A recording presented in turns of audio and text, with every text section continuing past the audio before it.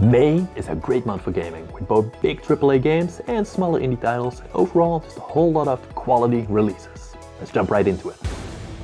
There has been a Tier 1 containment breach. Under the circumstances, this works. Please commence sector evacuation protocols. Please commence sector evacuation.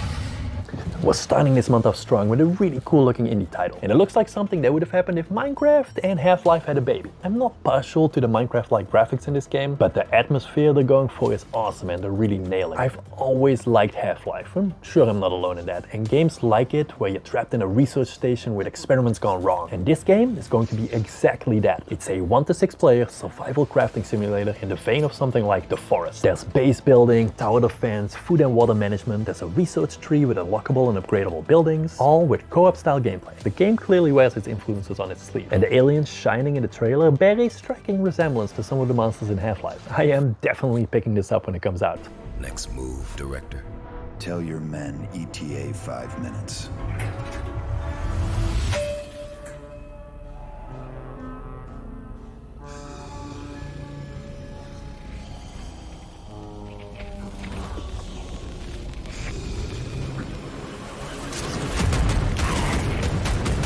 And speaking of research facilities gone wrong, on May 2nd we have Undead Inc., where we played the scientists left behind in Abiotic Factor. We're coming at things from a slightly different angle with this one. Here, we're actually running the facility. Will you deal in cutting-edge medical treatments, bioweapons, or both? It looks like it's up to us. As with any good management sim, there's research, building, staff management, staying ahead of the competition, both in legal and illegal ways, and a lot more. But a large part of the game seems to be focused on the inevitable experiments gone wrong. The trailer's a bit vague on the gameplay when this stuff happens, but there's accidents, explosions, bioweapons on the loose, zombie outbreaks, all kinds of cool stuff. My only question, why doesn't this exist already? This looks so awesome. State police continues its efforts to identify the driver of an unmarked car speeding through the country. On May 7th, something completely different, both in theme and gameplay. This is going to be more akin to a Bonnie and Clyde getaway simulator, if it played out completely in a car. As a fugitive, you're driving in an open world fashion across the United States. The minute-to-minute game plays out much like a roguelite Burnout, with different events popping up. There's cops chasing you, blockades being erected, racers challenging you, and more story-heavy events with choices for you to make. You need to rest, you need to make sure your car stays drivable, and you need to make money as well. Apparently you can't rob everybody you encounter. Central to it all seems to be your fame level. How this all plays into each other, I'm not sure, but this does look very intriguing.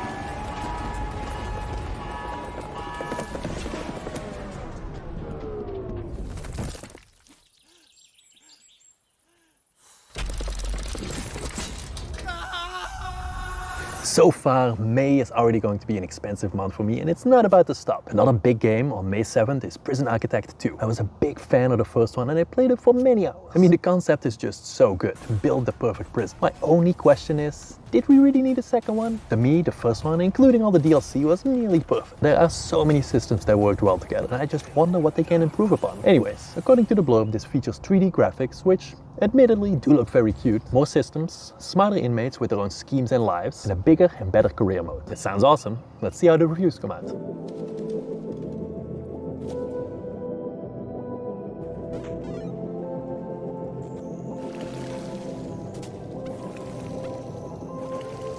No month's complete without some good 2D platforming / Metroidvania action. And that's what we have Animal Well for. I'm not exactly sure what we're in for with this one, but I do know the pixel art looks gorgeous. From the Steam page I got this: hatch a flower and spelunk through the beautiful and haunting world of Animal Well. It also mentions that you're disempowered, but you can take out enemies by clever use of your environment and items. The focus is on tension rather than action. I'm thinking back to some of the Metroidvanias I've played over the years, and nothing really jumps out with a similar style or feel. As it's a Metroidvania, there will be lots of puzzle solving, backtracking, and progression that's blocked or just out of reach. Another one to keep your eye on.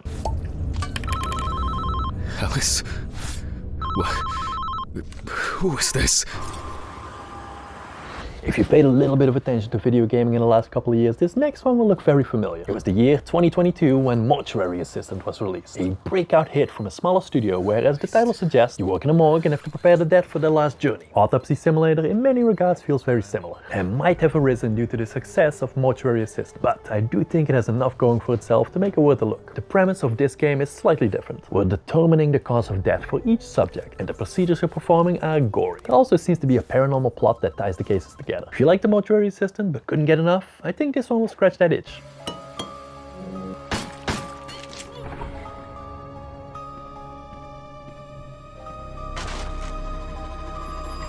PS1 was home to some of the best survival horror games ever made, and it was the start of series like Resident Evil and Silent Hill. Crow Country is a throwback to these games, PS1 era graphics and all. When I think of creepy locations for a game, abandoned theme parks are certainly up there. Crow Country theme park. Naming a park like this is just asking for trouble. Has been abandoned for 2 years after the mysterious disappearance of Edward Crow, and for some reason Mara Crow is snooping around in this creepy theme park. The graphics look awesome, the atmosphere is chilling, and I'm very curious what the mystery behind the abandoned theme park is. I can't wait to play it.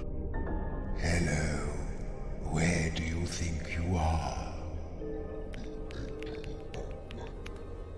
Wrong. You're in my crypt.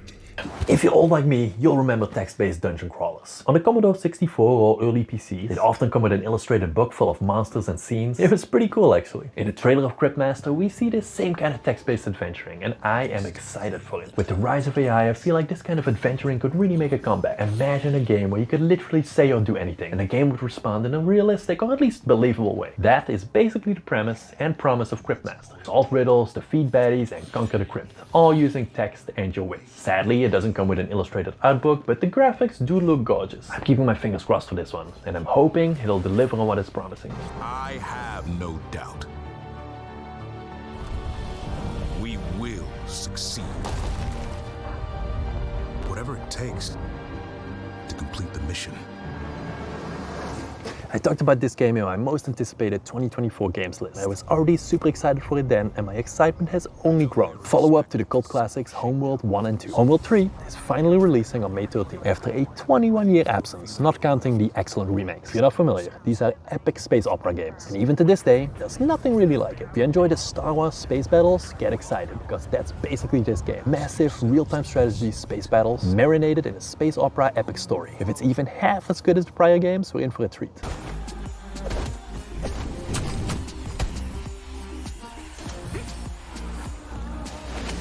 I was surprised to see this in the upcoming games list for May, so shortly after the excellent Prince of Persia The Lost Crown release. But The Lost Crown went for 2D Souls-like / Metroidvania. The hook for the Rogue Prince of Persia, as you might have guessed, is roguelike. We'll be battling, dodging, diving, and running in the streets of Persia, then dying and doing it all over again. All the while collecting skills and unlocking permanent upgrades. And it has to be said, the moving and fighting looks great. I doubt this will be for everyone, but if the reviews are right, I might just pick it up. I'm hoping it'll be budget priced.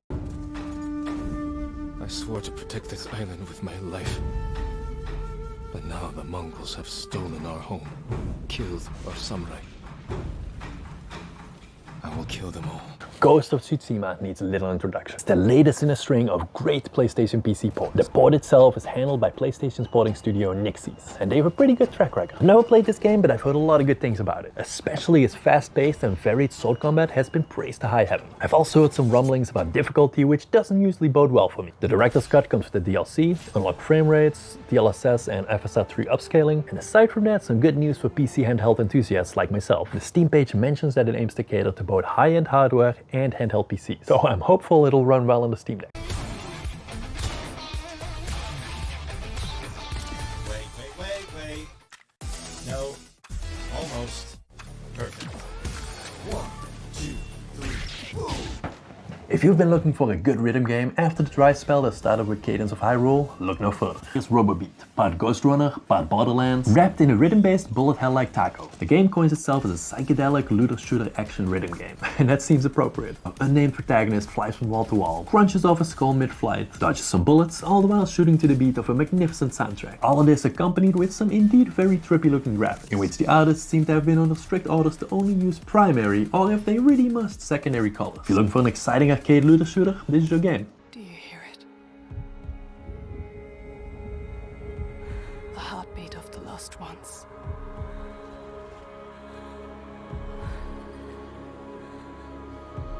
I can feel them on my skin.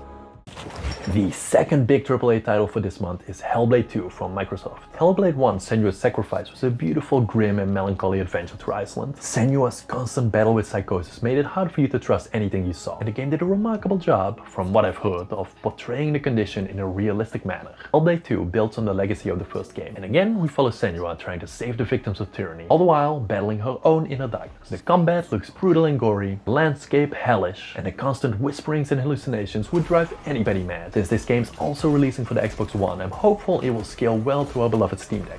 Fingers crossed. The plague came quickly. The rot and fear bloomed. Pestilence claimed the land, the crops, the animals. Our thriving community withered. Death came. It's still 6 months to Halloween and corn mazes, but I think it's never too early for a good horror game. That's where Harvest Hunt comes in. Harvest Hunt is an interesting looking first-person survival horror game with a twist. So, there's this village surrounded by darkness and monsters. The only thing standing between the village and the darkness is you, the warden. At night, you go out into the cornfields and kick some ass. The twist is that skills and items come from cards you collect, roguelike deck building style. If this sounds interesting, there's a demo available, check it out. Every arrow carries the weight of victory.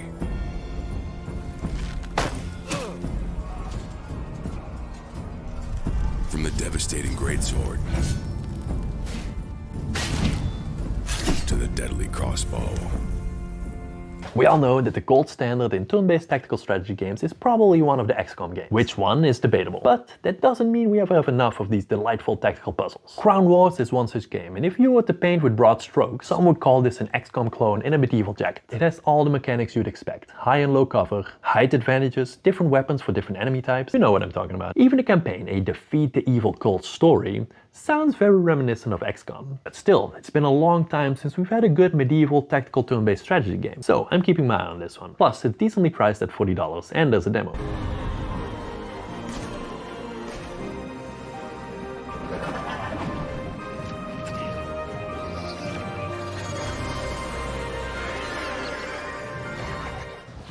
Every once in a while a game pops up and you have absolutely no idea what it's gonna be. Based on the trailer, Haunty is going to be that game. It's about a ghost and you can haunt things. That much I've figured out. From there, things get fuzzy. It's equal part puzzle adventure game and twin stick shooter, with a touch of roguelike. Whatever it is, it looks wonderful, with a beautiful storybook-like aesthetic. We'll have to see what exactly it is, but I'm here for it.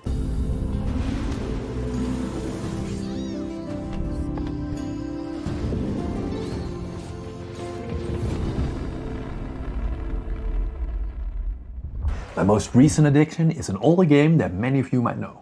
RimWorld. It's an amazing management sim that stands out for its excellent RNG storytelling. I bring this up because I think Rose 2 from Dutch developer Abbey Games seems to have the same quality. On the surface, it's a god game city builder. Deep down, I think this is going to be a storytelling simulator. The premise is simple. Use your massive titans to shape the world. It's lands, waters, rivers to indirectly influence the tiny humans living on it. Meaning, we don't tell them what to do like in other games. They will build the world based on the nature you provide for them. This sounds intriguing and could be great, but I'm also worried this could get a little frustrating because they'll never do exactly what you want. I didn't play the first game, but it's well regarded, and I'm curious how the second one will turn out. So, I heard you like card games.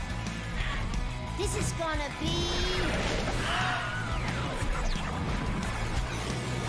a colossal card match!